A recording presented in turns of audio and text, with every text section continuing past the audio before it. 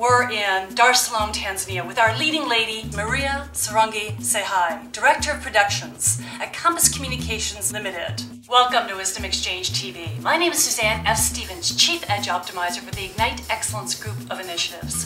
One of our initiatives is the Ignite Excellence Foundation, which goal is to invest, develop, and inspire future leaders in emerging countries. With that goal in mind, we produce Wisdom Exchange TV, which is a resource to aid African women to learn, lead, and succeed in life, business, and community. What was the catalyst for starting a production company? I think the catalyst was not getting employed. When I went to look for a job at the TV stations, I got very disturbing answers. Sometimes they would say I'm underqualified, overqualified, I'm an overachiever, I want to do BBC type of programs for a local audience. So that really frustrated me. I was really disappointed because I'd come back from Europe, working in Europe and doing my internship in the US, and I came with a lot of expectations and I felt like all my dreams were being dashed. And the person who told me that, you know, you could do better being on your own is my husband, actually. And what is really, I think, very encouraging is the fact that he gave me the kind of support that I needed. Can you give us a little bit of insight of how he guided you as an advisor rather than as a husband, if you will? Sure. No. That's very important, I think, in the sense that he's the one who brought in what I call is the formal structure. I brought in the passion and I brought in the production knowledge. He came in and said, in order for a business to run, you're going to need, first of all, annual auditing. You're going to need to have your finances in place. You're going to need ABCD. And he put all of that in place, training me, giving me insight how to do it, because he said it's very important, even though your passion is production, you need to understand how the company is run. I think what sells often with the client is my passion.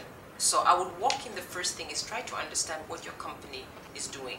So I need to understand who you're selling to, what you're selling, what are your products, your strategy, marketing strategy, so on and so forth. So I always have to do some background work.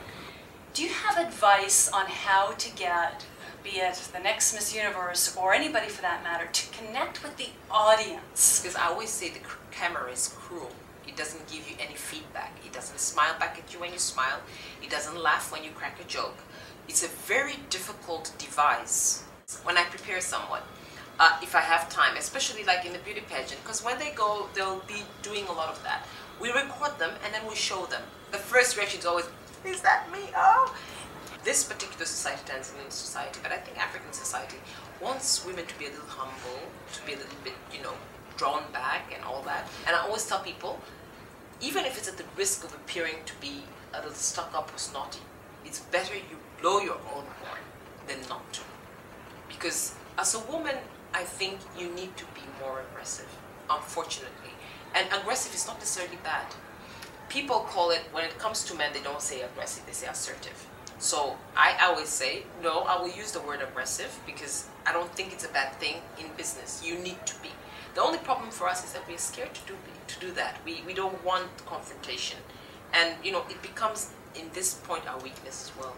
I am curious about the Miss Universe Tanzania. What do you think that does and brings to the Tanzanian society? That I started dealing with a lot of young girls. And I realized at that point in time that, I mean, they would come from different walks of life. And the thing they had in common was they all liked confidence. For me, it's almost like a feminist movement. Because I look at the fact that girls are shunned. They're not supposed to stand out on stage. They're not supposed to speak. They're not supposed to be out there. And I encourage them to do that. I encourage them that it's okay to be on stage. It's okay to declare that you're beautiful. It's okay to declare that you're smart. So what would be your words of wisdom for women of Africa? The most important wisdom that I could impart is for us not to allow to fall into the trap that is in many African societies, even in Tanzania, which is stereotypes. We still live with stereotypes. We still live with an image that in order for a woman to be called successful, she must have kids, she must be married, she needs to do certain things, or she cannot do certain things. That has to be thrown out of the window. We need to be able to say that we will define ourselves, who we are as women. We will become who we want as women, and we do not need to be told by anyone, including parents, husbands, colleagues. Nobody needs to tell us who we need to be. It's very difficult, but it's achievable. Thank you, Maria. Thanks for your insight.